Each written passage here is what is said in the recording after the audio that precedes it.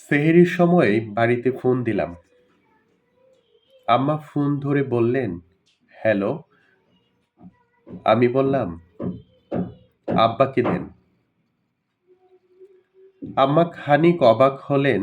সাধারণত বাড়িতে ফোন দিলে আম্মার সাথেই বেশি কথা হয়। আব্বা ফোনে কথা বলতে তেমন স্বাচ্ছন্দ্য বোধ করেন না। আম্মা আব্বাকে ফোন দিলেন।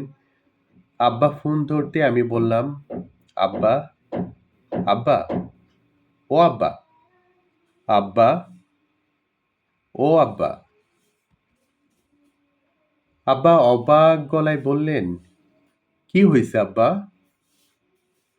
আমি বললাম, আব্বা, ও আব্বা, আব্বা,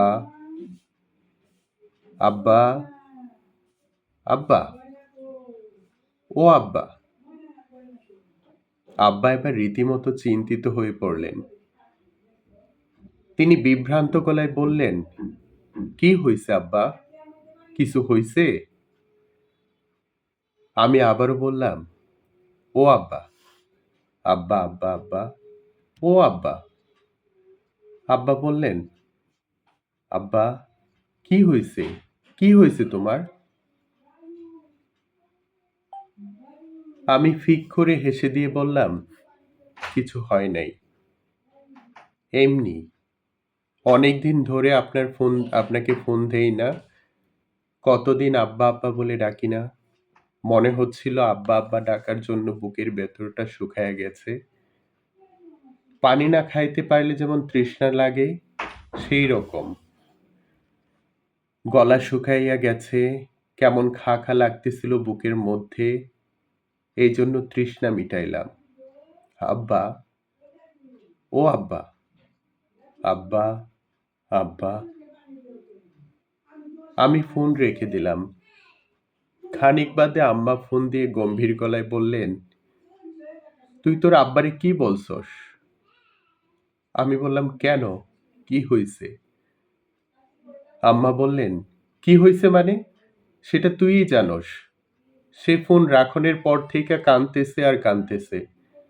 নামাজে দাঁড়াইয়া মোনাজাতে ধইরাও হাউমাউ কইরা কানতেছে। কি কইছস তোর আব্বারে? কি বলেছি আমি? আমি হঠাৎ চুপ করে যাই। একদম চুপ। আম্মার প্রশ্নের কোনো জবাব দেই না। চুপ করে বসে থাকি। নিঃশব্দ। আম্মা আমাকে জিজ্ঞেস করতেই থাকেন। আমি জবাব দেই না।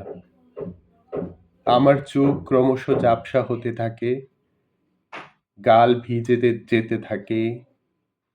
বাইরে সুবহে সাদিকের আলো ফুটছে।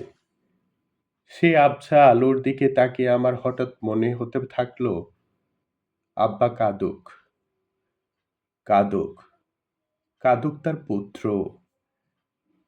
জগতে এই কান্নার খুব দরকার।